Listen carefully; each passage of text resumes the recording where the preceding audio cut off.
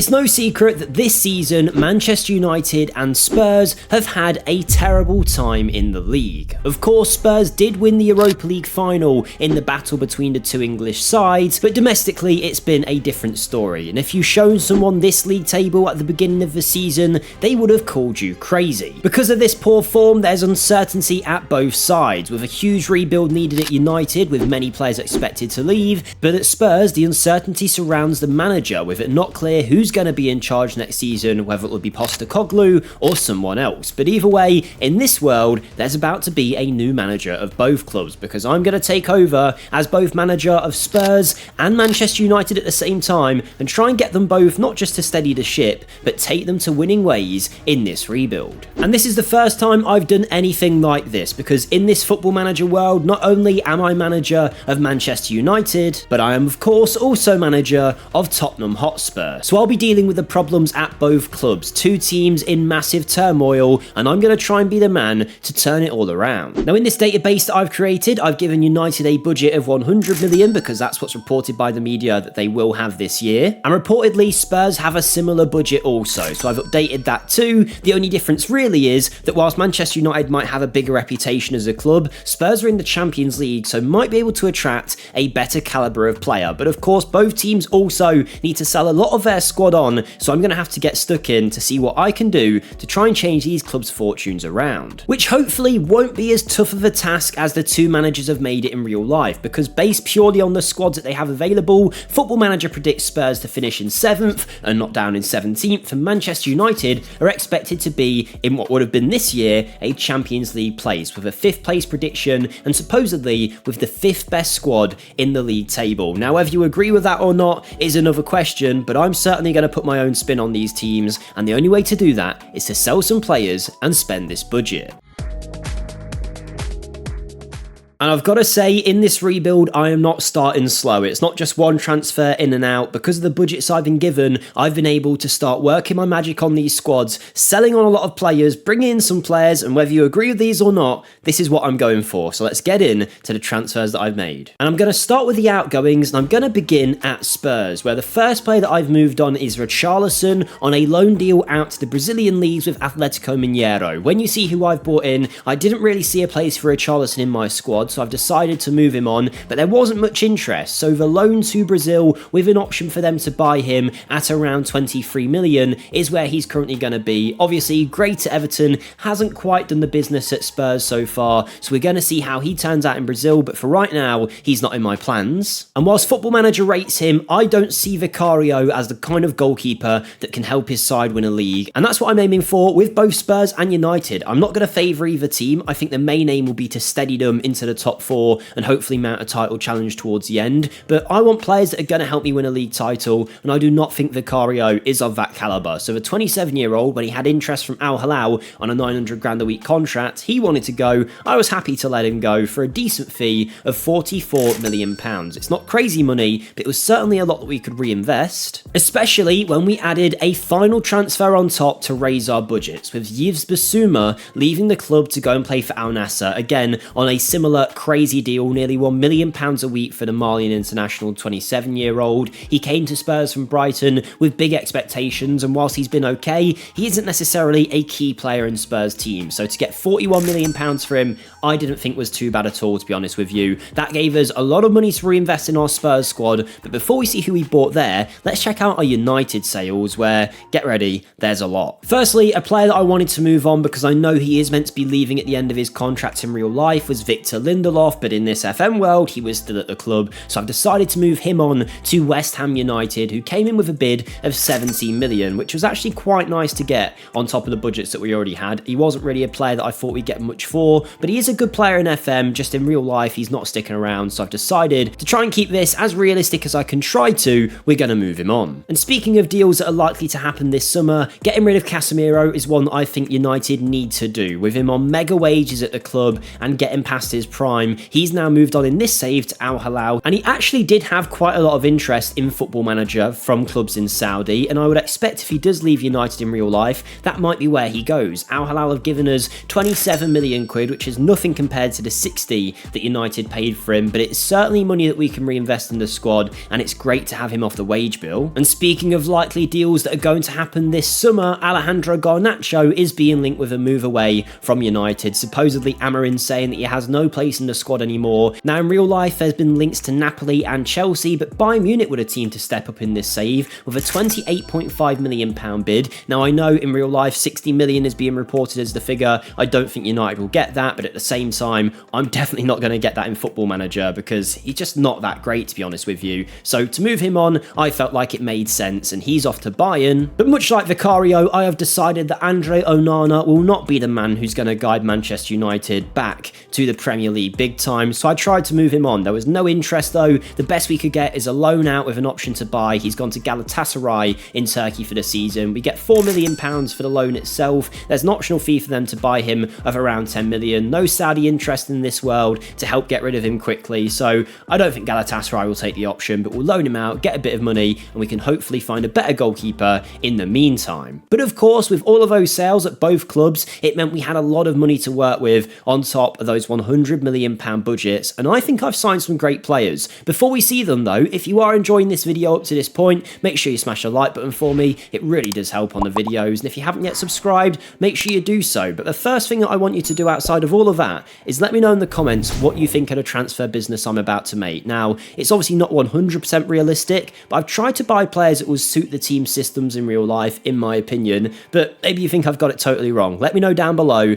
and now let's get into who he signed. Now, Vicario leaving left a goalkeeper-sized hole in our squad, so I've gone out to Real Madrid and bought their deputy for Thibaut Courtois in Andre Lunin. Now, you might look at him, look at Vicario and think, are either of them good enough to win the Prem? I'm not so sure, but Vicario moved on for 40 odd million, and I was happy to get rid, and Lunin was available for 11 mil from Madrid. Now, is he going to be our number one for the whole of this rebuild? I'm not so sure, but he's certainly good value for where we are right now. I think he's a good goalkeeper. I don't really like the other options on the market for the price, so to bring the 25-year-old in, I think it'll be a risk-free signing. 11 million either becomes our backup in a few years, or he really shines when given the chance of a number one shirt, and then we might have a surprise starting goalkeeper on our hands. With Basuma leaving though, there was a space in the midfield that needed to be filled, and our scouts were recommending Javier Schläger as the best player out there, and actually he's a pretty good option, and I think we've done well to sign him. He's an Austrian 26-year-old coming in from Leipzig for £31 million.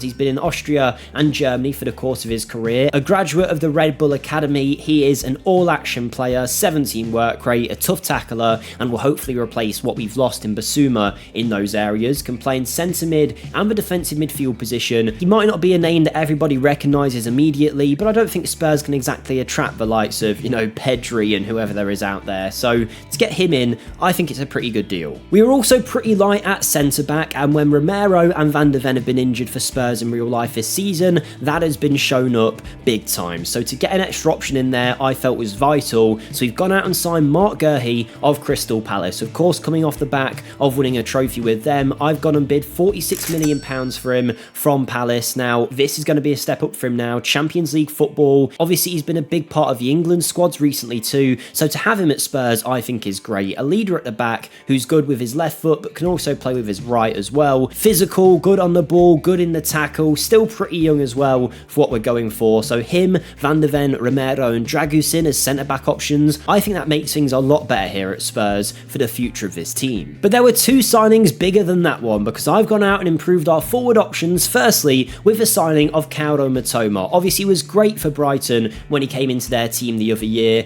This season in real life hasn't done quite as much, but it's still been pretty good when called upon. 47 million though, I felt it was pretty good value for an option that can come in and compete with Heung-min Son, who hasn't exactly been firing on all cylinders in recent times for Spurs. Now, is he going to be an exact replacement? I'm not so sure. They're different kinds of players really. Mitoma is someone though that can definitely definitely cause problems for a defence, particularly if they're sitting back and deep. We can use Mitoma's dribbling ability to hopefully get past the defenders and create a chance at goal. I think he's a great option to have in the squad for 40 odd million quid. I don't hate this at all, and actually, if I close my eyes, I can kind of imagine Mitoma playing for Spurs at some point in his career. So we'll see if it happens in real life, because if it does, I'm some kind of oracle. And quite controversially, I also felt we lacked options up front. Now, Solanke was signed for big money by Spurs, and I think he is a good player. In Football Manager, though, he is not rated at all. So I've gone out and signed someone to compete with him, and we couldn't exactly attract the likes of Gyökeres to Spurs or anything like that. But I've been able to bring in Victor Boniface of Bayer Leverkusen, a team who are getting picked apart after Xavi Alonso has left the club. I've of course lost Frimpong already. We've now seen Wirtz supposedly moving on to Liverpool also. But Boniface is the man that we've gone for. 47 million quid. Boniface, I don't know exactly how you pronounce it, but he is a strong, physical forward, 6'3", finishing ability, but can also bring other players into play as well, and in game is better than Dominic Solanke. So the Nigerian forward is going to be the man to compete with him for that starting striker spot, and that is all of our transfer business done at Spurs. And after only one transfer window, our best 11 according to Football Manager is already looking pretty changed. I mean, we've got Lunin in the goal, Gerhi joins that defence of Romero, Porro and Udogi. Then we've got Schläger coming into the midfield alongside Papamete Sarr and Rodrigo Bentancur, who when fit will be a big player for us. And then a front three of Kulusevski, Son and Boniface. That's pretty good when you've got the likes of Mitoma on the bench, Solanke ready to go, Brennan Johnson too. There's a lot of options here, and actually I think we've done a pretty good job. Now, we are going to play a 4-3-3 with this Spurs team for this rebuild to try and play a similar system to what Postecoglou has in real life. We're going for the much higher line and all of that good stuff in the hopes that we will see him play somewhat similarly to what Spurs do IRL. But there we go. This is the Spurs team that we've built in our first season. Of course, there's plenty of times for things to change, but let's go and see who we signed for Manchester United.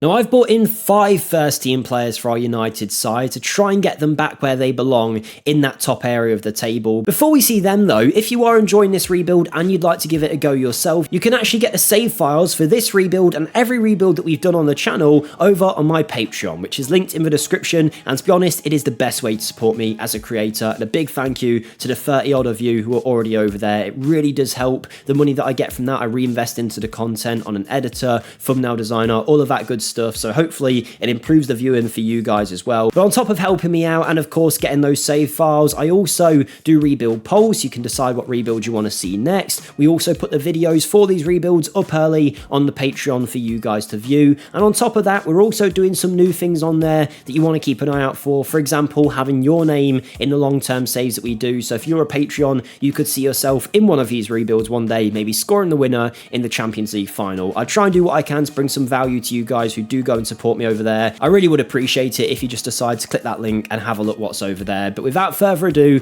enough plug-in now. We've got that done. Let's go and see who we bought. Firstly, our most expensive transfer and the most obvious one to try and keep this in line with real life was signing Matheus Cunha, who isn't necessarily someone that I would go for as Manchester United. I feel like he might be a bit similar in profile to Mason Mount in that team, Bruno Fernandes as well, if they want to play him in that advanced 10 spot. I know they are looking to play with 2 10s, but they've tended to go with one more winger profile and one that's a bit more creative centrally, like a Mount and a Diallo, whatever it might be. But of course, Amorim knows what he wants. He's going for Cunha, and we've decided to do that in Football Manager 2, spending £50 million, rising to 57. It's pretty close to the 60 United are expected to pay in real life. And whilst I do think he is a great player, I'm not necessarily sure if he's going to be the main man to really drive us forward. But there's clearly talent there, so hopefully he'll prove me wrong. But with this shift into playing 2 10s as opposed to winger builds in this Manchester United side, I've decided to bring in an up-and-coming attacking midfielder in the form of Ryan Cherki, who had a breakout season for Lyon in real life, and they're now struggling financially, so are expected to sell him for a small fee. And we got him for a pretty small fee. The 20-year-old Frenchman is signing for around 20 million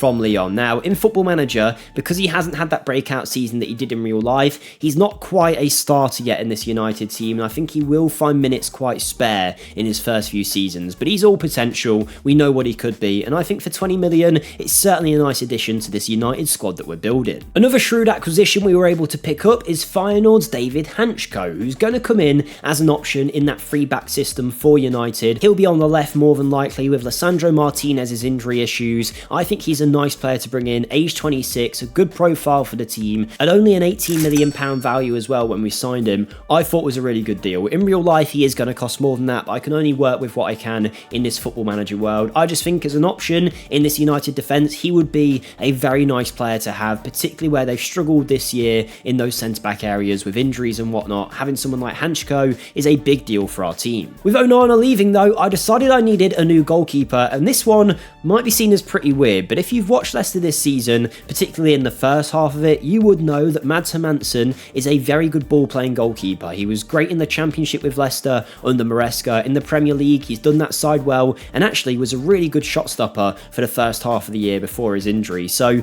he is rated pretty highly, and he is expected to have quite a high ceiling. Now, he joins from Leicester, having played at Brøndby, which I believe is the same club that Peter Schmeichel was at. Of course, Kasper Schmeichel as well, a Danish goalkeeper. He was playing at Leicester, so you know, if we're looking for the next Schmeichel, maybe he's here in Mads Hermansen. I think he's a very good option in FM with potential too, but once more, we're only signing him for a pretty small fee of 20 odd million. He's only expecting to be a backup, so the pressure isn't on like it would be if we sign another big name like Onana. So I'm hoping he'll be able to come in and do his job quietly, not make any mistakes, just be solid in the net, and then maybe when the time comes and the goalkeeper market changes a bit, we might be able to get someone in to do a better job than him. But Hermansen for now is the keeper I'm going for. I think he's a great option and someone that, I don't know, I think he'll be better than Onana. But for my final signing, I thought we needed a new player up top. It's been heavily talked about by Manchester United fans, but not having Champions League in this world meant we couldn't attract the likes of Gyökeres or Osimhen. So we've had to go for a lesser option. I looked at Ollie Watkins, I looked at Liam Delap, and I looked at Benjamin Sesko, and he came out as what I thought would be the best option. Now, my only issue here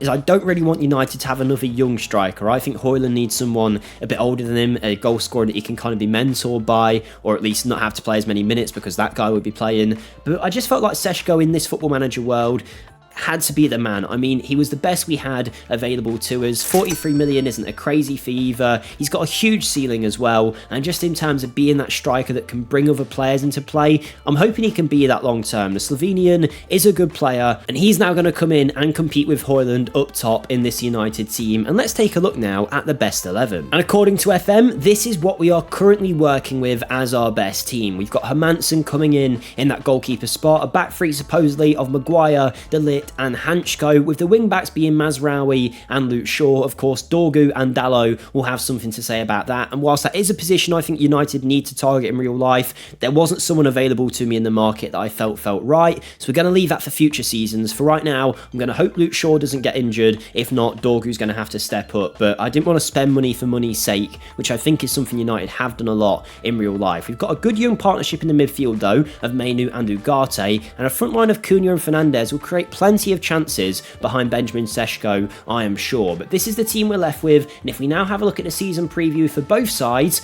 we can see Spurs have gone up one place, United have stayed about in a similar area. So clearly, we're expected to have a pretty good year. We should be competing in those Champions League spots, and that's going to be my aim. I know in real life they might just want to get top half next season, whatever it might be, but these clubs with the players they've got really should be way higher in the table. I think it's almost baffling really that people are just accepting that these clubs should be lower down. The players they've got, even in the form they're in, are good enough for those top 7, top 6 spaces. I 100% believe that. I think there's just a lot of issues and mismanagement, but either way, we're going to go in with these teams and try and deliver in only our first year.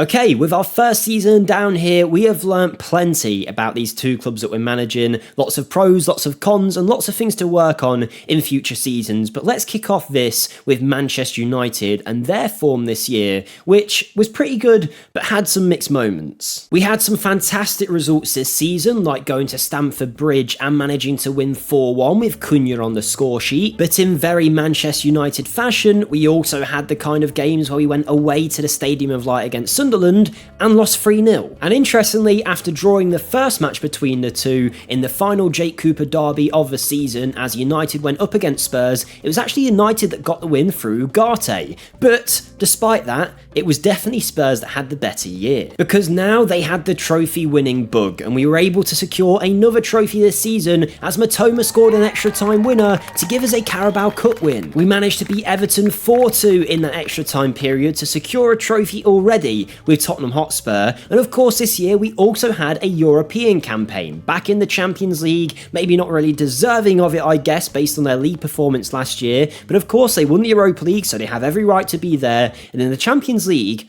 we actually did a pretty good job. In fact, we made it all the way to a Champions League semi-final against Galatasaray of all teams. Led by Victor Osimhen in this save, we managed to beat them late on to make it to a UCL final. But the less said about that game, the better. Despite really dominating the chances, we ended up losing 4-0 to Real Madrid, who of course win the Champions League. We gave it our all, we made it to another Champions League final as Tottenham, but we weren't able to win it. But either way, this is a great start for our Spurs side. And to be honest, if you had offered me a Carabao Cup and a 3rd place finish at Spurs and a 4th place finish for Manchester United, I certainly would have took it at the start of the season, particularly with United not playing European football last year. It gave us a great pedestal to push on from and secure that top 4 spot. Top 5 in the end did get UCL football, with it being Villa, City and Liverpool joining us, Arsenal finishing all the way in 7th place, but we got 69 points with United, 77 with Spurs, only 8 points away from eventual winners Liverpool. Bruno Fernandes was excellent this year, and overall we have had a great start to build from. Now I think these clubs are capable of these kind of finishes when managed right, so you know what, I'm not going to say I've done anything crazy yet, but we've definitely got a lot of work to do in the transfer market. But I've got to say, I think we got these transfers right. Matoma was excellent for us, 7 goals, 5 assists in the league and 15 goals in all comps, whilst Victor Boniface came into the team and scored 25 goals, with 15 of those being in the league in only 26 appearances. Not bad at all. Schläger was good as well.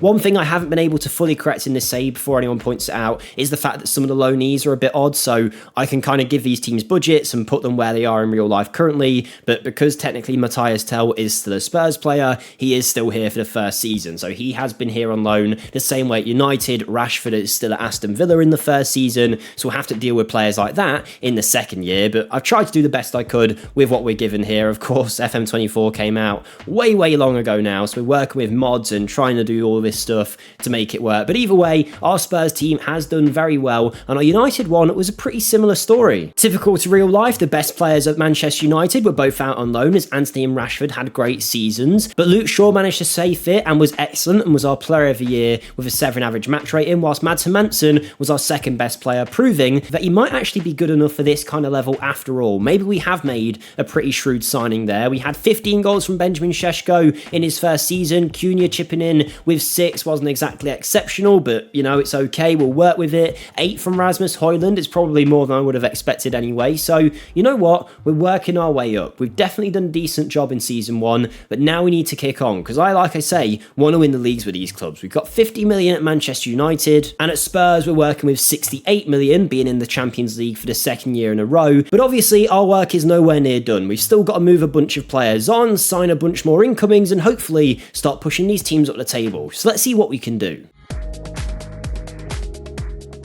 And if you thought we were going to calm down the transfers in Season 2, you'd be very wrong, because not only have we spent over 100 million at both clubs, but we've also sold over 100 million pounds of players at both teams we're managing. So there's a lot to get into. And we'll swap the order this time. Let's start with the Manchester United outgoings first. As we move on, Amad Diallo back to the Italian leagues as he signs for Sassuolo for 6 million. Of course, in real life, he started to kick on, but in the FM world, still not considered very good. Didn't play at all for us last year. In the system we're playing, he doesn't really suit it all that well unless we retrain him to be a wing back, where he only has 3 tackling, so let's just get rid. 6 million quid is what it is. We've also managed to move on Tyrell Malacia. Remember him? You probably don't, but he is a Manchester United player out on loan at PSV Eindhoven, came back and we have sold him on to Newcastle for £10 million.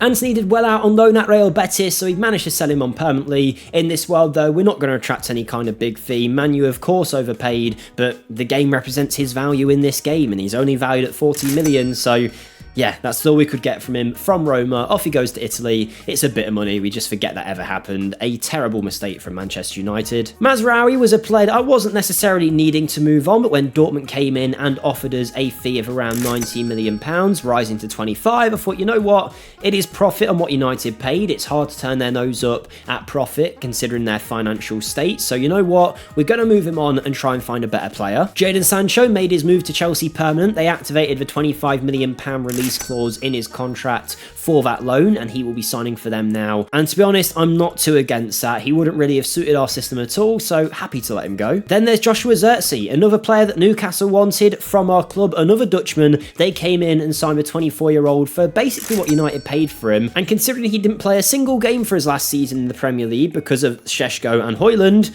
I'm not going to say no. Obviously, it wouldn't happen in real life after not playing a single game, but we're not going to complain. Clearly, they think there's a player there, and to be honest, he's pretty good in FM, so good luck to him at Newcastle. And I've also loaned Patrick Dorgu out for the season to Copenhagen. I didn't quite think he was ready for United anyway. I think he's proved that in real life so far. Hopefully he can step it up in the future, but we've loaned him out in the hopes that the player we've bought in can take his minutes and Dorgu might come back as a better option. But there was one more sale at United that I'm not going to show you just yet because I think it's best we go to the Spurs sales first. Well, we only sold on 3 players, and actually only one of them was really important. Firstly, Alejo Veliz, a guy I don't really know at all, has moved to Racing Club for 4 million. Let's just get rid of him. Højbjerg's move to Marseille was made permanent. I didn't realise that wasn't already the case, but apparently not. 17 million was the fee we got for him. But here's the big one. Heung-min Son has left Spurs. He had 1 year left on his deal. He originally only had a year anyway. We extended it to 2. He obviously then played that first year of his contract in season 1. When Al Nassr came in, he said he wanted a new challenge. I mean, £1 million a week, you can see what that challenge is, figuring out how to spend all that money, probably. But the South Korean has moved on as a legend of Spurs, really, after not really an amazing season last year, so Matoma will get some more minutes. He leaves to 68 million, rising to 82, not bad for only 1 year left on his deal. And I say Matoma's going to get the minutes, but now you see our Spurs incomings, you'll see why that might not be the case and why I didn't show you one of the United sales. Because whilst this might be technically cheating a little bit, I have signed Marcus Rashford at Spurs. Now, I tried to give an accurate valuation, but at United, I wanted to get rid of him. He was creating a fuss about not being the main man up front anymore, and I basically tried to force him out. He didn't like that. But of course, Rashford isn't really having a future at United in real life, so I wanted to move him on for the realistic side of the game. Now, when we got no one coming for him, I thought, who could actually benefit from a left-sided attacking player? Didn't really think of anyone until Spurs sold Heung-min Son. I thought, you know what? Rashford would be a good fit for Spurs. That electric pace on the left, coming in as that inside forward, trying to score goals from the left. That's what Son was doing. So you know what? I thought it made sense. 40 million quid was the fee we've paid, and we've been able to sign him from Manchester United. Their manager was graceful enough to let him go. So 40 million goes to United, 40 million spent by Spurs. I think both sides will be happy, and I think we've got a good player here. But I also reinforced our fullback spots at Spurs with the signing of Joshua Wagnerman, who is a German international at one point, 24-year-old, who can play left back and right back, signing for 10 million quid. Not exactly a specialist on either side, but the deal you're about to see in the Rashford deal took a lot of our budget away, so when I needed cover in those fullback areas, I tried to sign a player that could do both, and Wagnerman was the man. But the big money signing and the reason we had no budget left for that fullback spot was Xavi Simons. The Dutchman was available, and I thought, you know what, we've got to go for it. He was transfer listed at Leipzig for 81 million, which is a lot of money, of course it is, but he is a very talented player, supremely so. 22 years of age, the former Barcelona, PSG, Eindhoven and Leipzig man, has got so much caliber, so much pedigree under his belt already an international superstar for his nation. So yeah, had to be done in my eyes. Comes in as one of our best players, if not the best. So I think we've done a good job signing him for Spurs. It's a real statement signing. And I really like the look of this Spurs team we've built, to be honest. I think there's pace, I think there's leadership, I think there's a bit of bite about it as well. Goal scorers from all over the pitch. We still got Lunin in goal with that back four of Porro, Udogi, Gerhi and Romero. Sarr, Simmons and Schlegler make up the three S's in the midfield, whilst Kulusevski, Rashford and Boniface is a nice forward line in my eyes. Maybe not the best in the league, but I think we're building something here. A lot of young talents as well. Hopefully they can all gel together. But it was at United where we actually spent the most money, because I've bolstered in a lot of areas, and in fact I think these could be the signings that take us to that next level, allow us to play this 5 at the back system at a much different level to what we were doing before. Firstly, coming in as Matteo Ruggeri, a left wing back option to compete with Luke Shaw, an Italian 23-year-old with potential, signing for 22 million from Atalanta, the kings of fullbacks that bomb on. We have signed him from there. Ruggeri is going to be a great option for us. This is why Dorgu goes out on loan. Shaw and him in that left wing back spot far, I think are great options. And actually, I think this guy's the starter at only 23. And with Mazraoui leaving on the right, we needed someone new. Dalot wasn't exactly the forward-thinking right-wing back I wanted him to be in Season 1, so we've gone out and signed Denzel Dumfries, another player that perfectly suits that right-wing back role in this Amorim system. £28 million was the fee from Inter Milan, where he's been good, but not maybe exceptional in the role they're using him. But for us, I think he's going to be great. I mean, he's got that pace, he's got the strength, the aerial ability, the tackling, the going forward, everything Dumfries has got, and I'm delighted to have him in our side. But it was Germany where we headed for our next signing. After they took Mazraoui offers, suddenly Schlotterbeck was available at Borussia Dortmund, so we went ahead and signed him for 38 million, which is a bargain, an absolute bargain for what we've got here. A left-footed central defender who is miles better than the players in that position already in Hanchko and Martinez. He's only 25 as well, years ahead of him before he reaches his prime, and I just thought, you know what, we cannot reject him. I don't know the story why it was only 38 million, why he was listed for that price, but we're not complaining. We went in, we got the job done, and Borussia Dortmund's man is now one of our mainstays at the back. And coming in alongside him was our final signing, and another signing from the Bundesliga. It is Niklas Siervold, who is bolstering our now Champions League Manchester United team. At the age of 24, he's considered the best player in our midfield, signing for 45 million. The former Salzburg man went to Leipzig last year and proved his worth, and actually is just a real good profile for what we need in that midfield role when it comes to the ball winning side of the game. Mainu, Ugarte and Siervold, I think, are great options in that area. Young, dynamic, able to do both the ball feet job, but also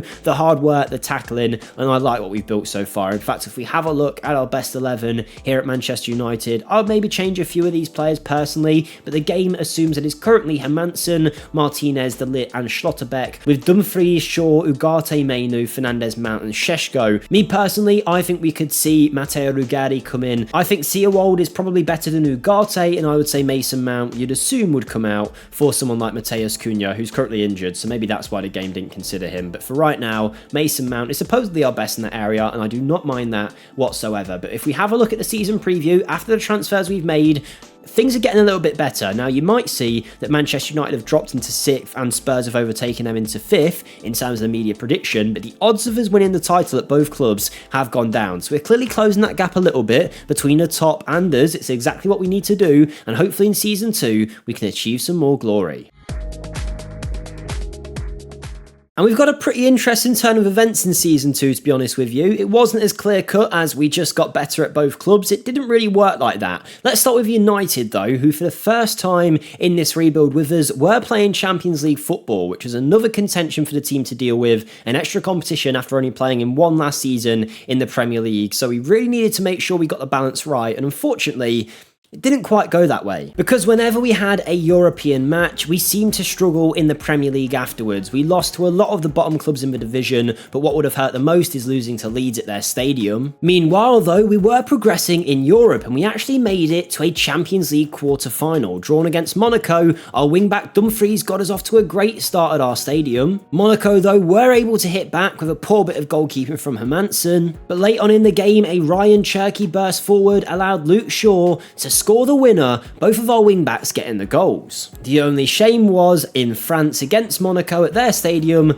we lost 2-0 by Andir with a blunder, and it meant we came crashing out in the quarter-final, which is not a bad performance for a United team at all, but I felt like we should have made the semis. But all in all, it's progress in Europe, maybe not in the league. Whilst all this is going on though, our Spurs side were progressing quite nicely. After reaching the Champions League final last year and winning the Carabao Cup, there was a lot of confidence, and we showed that in the league where we went all the way in a title race against Manchester City. But they were on fire this year, and not only did they eventually pip us to the title in the Prem, but also in the Champions League, they knocked us out as they sported the front two of Osimhen and Haaland. Quite fittingly though, the last day of the season was between our United side and our Spurs team at Old Trafford, and there was a pretty cool little pattern that we saw. Because Marcus Rashford was able to score against his former club, one of our signings scoring. Meanwhile, Spurs got a second through Mark Gurhey, another one of the players we signed. And United, who went on to eventually lose, did score one goal late on, and guess who it came from? One of our signings, Niklas Siervold. So clearly we are having an impact on our teams, and that isn't just seen in the goal scorers, but also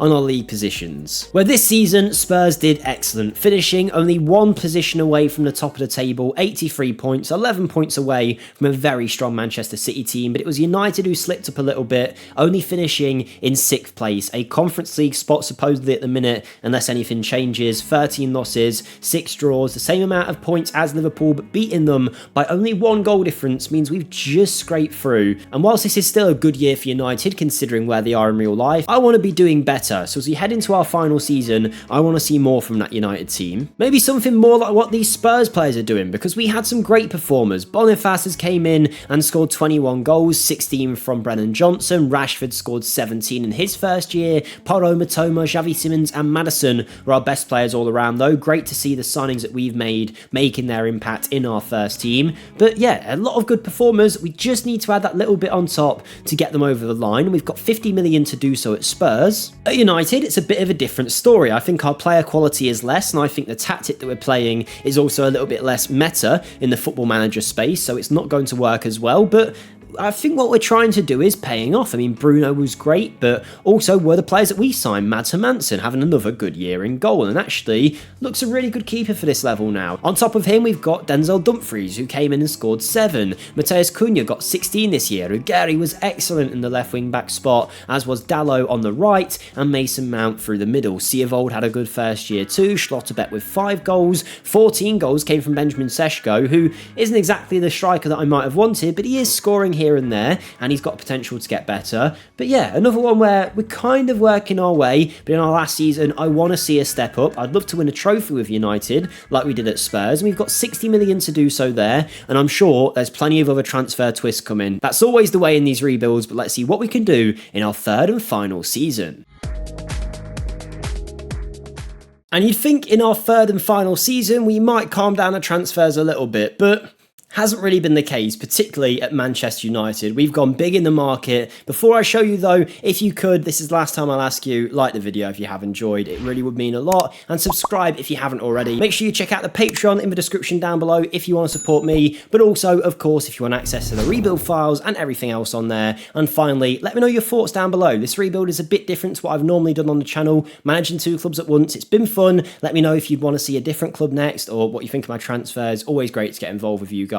But we're all done with the plugin. Let's go and see who we signed and who we sold. I'm going to start at Spurs, where we've moved on Jed Spence after 2 years at the club. Not a major sale, but he goes to Brentford for 5 million. Now, for 2 years with us, he has been good, but he played less and less, particularly last year. So to sell him on, I don't think it's the end of the world, so good luck to Jed. Richarlison, though, finally makes his move permanent away from the club as he signs for Porto for 25 mil. Obviously, you know I loaned him out to Brazil in Season 1, but Season 2, we sent him to Sporting Club de Portugal, where he's made a name for himself as a Portuguese league goal scorer. In came Porto, 25 million, and out the door he goes. And then there's Christian Romero, a player in his last year of his contract that I didn't really want to lose, but Barcelona is a hard club to keep him away from. With only a year left, the best we could get was 37 million. I'd rather take that fee than lose him on a free, particularly when, despite his leadership characteristics and how good he looks like he should be, he's not exactly been amazing, so maybe he can be replaced pretty comfortably. Either way, the Argentinian is gone, and we had the money to reinvest. And we did straight away, signing Giorgio Scalvini, the 22-year-old Italian international defender.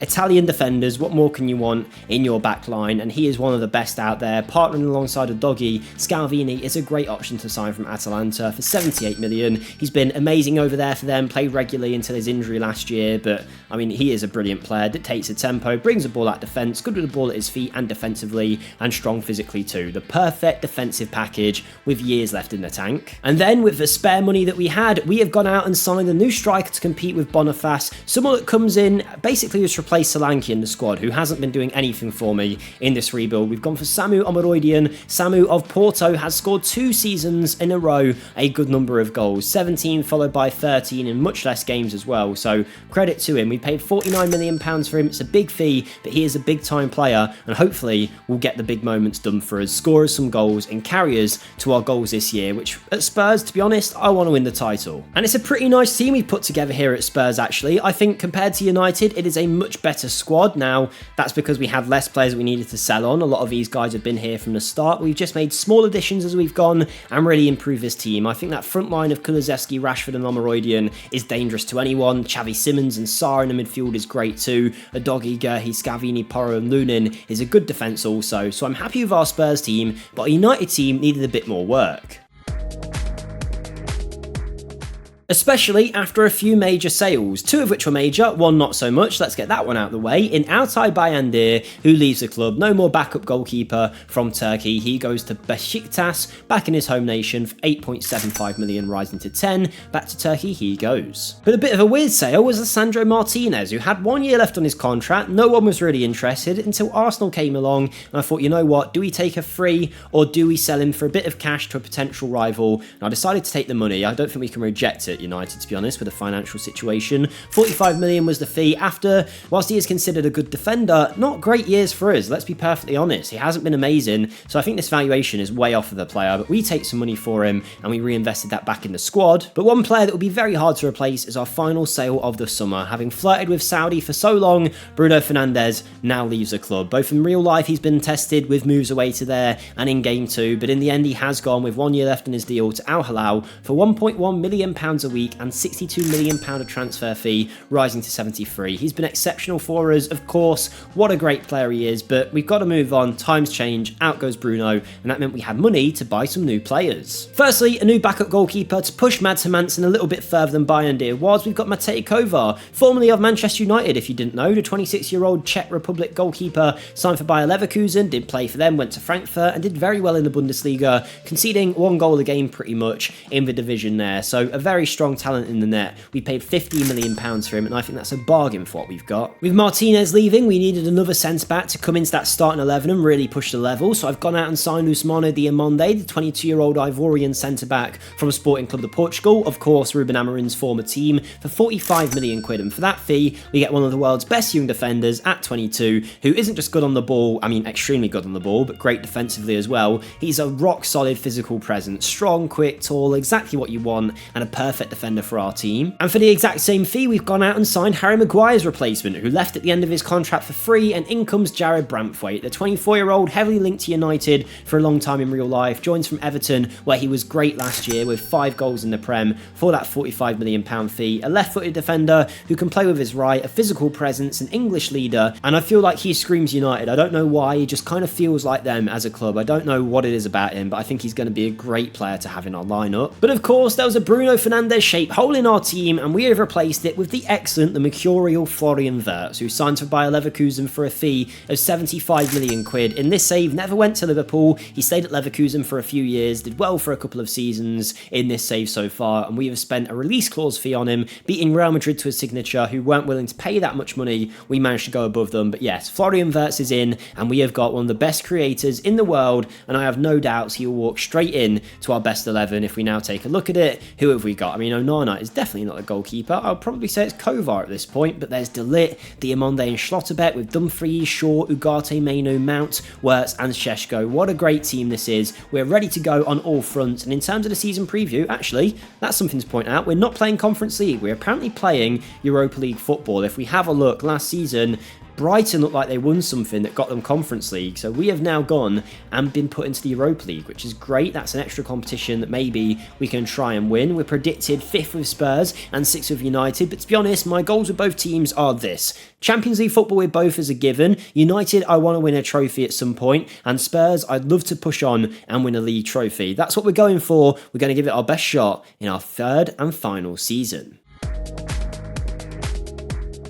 And in our last year here, I've got to say there's been highs and lows at both clubs. Now, let's start with United, where I think we had the harder job realistically. We didn't start in the Champions League. Their squad needed a lot more turnover to make this system in particular work for them. And it was always going to put us on the back foot. But this year, I felt like we were so close, but we were also the nearly team every time. In the Carabao Cup, we got knocked out in the semi-finals. When we made the final of the FA Cup, there was a chance for vengeance against Arsenal, but of course, Lisandro Martinez scored against us and they won the game. And in the Europa League, we made the quarter-final only to face off against the best team in the competition in Liverpool, and it went to penalties where Wirtz scored and McAllister scored straight after, and in the end, we went to sudden death. We got very unlucky drawing Liverpool. Siavold had his penalty brilliantly saved, and that meant we came crashing out as the nearly team. Now, I will spoil it a little bit. We did secure Champions League football with United, which is great, but I just felt like we could have pushed on a little bit more this year. Close in a lot of areas, but just not quite making the difference when it counted. But with Spurs, it was a bit of a different story, because having won the cup final in season 1 in the Carabao, we had a chance for another Carabao Cup win, making a final against Crystal Palace, where Rashford scored to make it 1-0, before some great play allowed James Maddison to curl in his second with a great finish. Rashford again was instrumental as Maddison found Simmons for a goal to make it 3, and to seal the deal, Archie Gray late on playing a low ball in, and Victor Boniface finishing off. And that was another trophy for Spurs, a Carabao Cup win,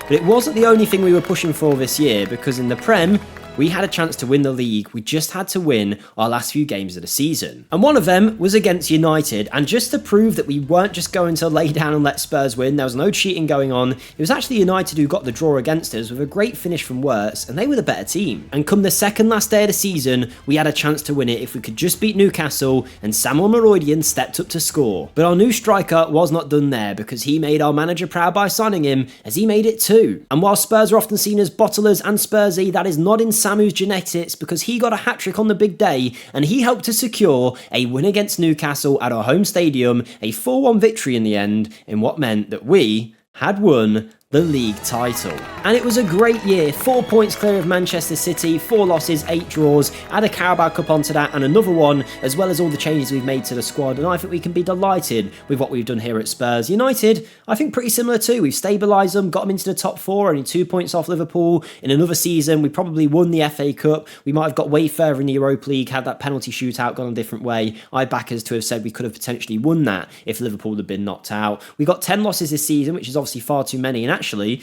all of them came away from home, so maybe there's something that we need to do about that going forward if you guys continue this save over on the Patreon. But we are now done with our job here at Spurs and United. We've restored them to glory, got them back on track. There's still work to do, but I'm pretty happy with what we've done, especially when our new signings are doing so well. Omoroidian with 23, Simmons scoring 14, Rashford scoring 19, Maddison also having a great year, as did Kulusevski, and also Brennan Johnson, fair play to him, with 10 goals. So our Spurs team really stepped up to the plate, as did our United boys, or should I say a United boy, because Benjamin Sesko has really came into his own with 23 goals, way more than before, and a 36 goal total in all comps. Way more than anyone else. We kind of relied on him solely and Florian Wirtz, so credit where credit's due. Sesko stepped up, and hopefully he'll continue that for you guys. Apparently Diego Dallo and Luke Shaw are now favoured personnel at the club, which is pretty interesting, but there you go. I wouldn't say necessarily earned that, but I think I should be on there over them. But either way, I guess I've managed Spurs and United, so they're not going to like me all that much when I'm pitting them against each other. But there we go. That is the end of our duo rebuild. Let me know what you think in the comments down below of this. It's been a little bit different. I'm pretty proud of what we've done. I'm pretty proud of all the content on the channel recently, to be honest. A bit of a change up with the editing and whatnot. And I think it's really good stuff at the minute. So hopefully you guys are enjoying it all as well. Thank you for watching, and I'll see you next time. Goodbye.